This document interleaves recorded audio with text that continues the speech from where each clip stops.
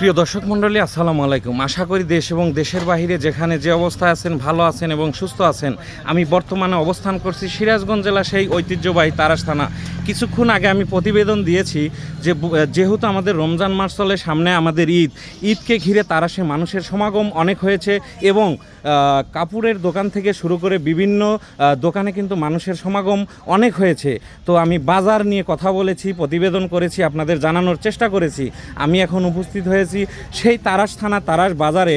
আমি এখন অবস্থান করছি সেই কাঁচা বাজারে। দেখব বর্তমান রমজান মাস চলে, এই রমজান মাস উপলক্ষে শাকসবজির দাম কম না বেশি, এই বিষয়ে আমি কিছু কথা বলবো।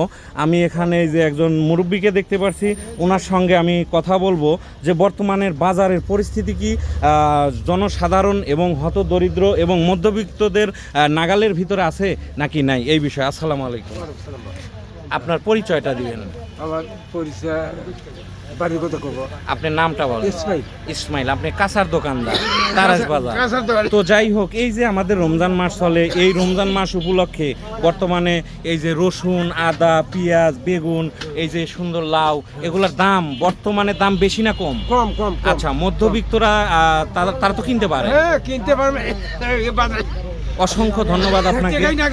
আচ্ছা আচ্ছা, ঠিক আছে। তো আমি এইদিকে যাব, দেখি এখানে এই যে লাউ শাক, সুন্দর সুন্দর শাক নিয়ে বসে আছেন। আসসালামু আলাইকুম। তো আপনার নামটা বলবেন। মোহাম্মদ জহিরুদ্দিন আকন্দ। আচ্ছা, আপনি কি এই যে এগুলো বিক্রি করতেছেন? জি।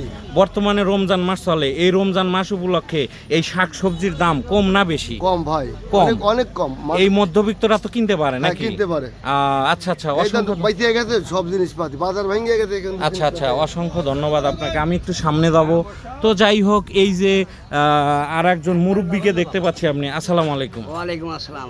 আপনার নামটা বলবেন। আমার নাম মোহাম্মদ আবু বকর সিদ্দিক। তো যাই হোক, এখন রমজান মাস চলে, আর এই রমজান মাস উপলক্ষে এই যে অনেক কিছু নিয়ে বসে আছেন, বর্তমানে এগুলোর দাম কেমন, কম না একবারে বেশি? হালকা দাম। হালকা দাম। একদম এই যে আমাদের যেহেতু কৃষি নির্ভরশীল দেশ, বিশেষ করে আমাদের তারাস থানাটা, এখানে মধ্যবিত্ত লোকের সংখ্যা বেশি।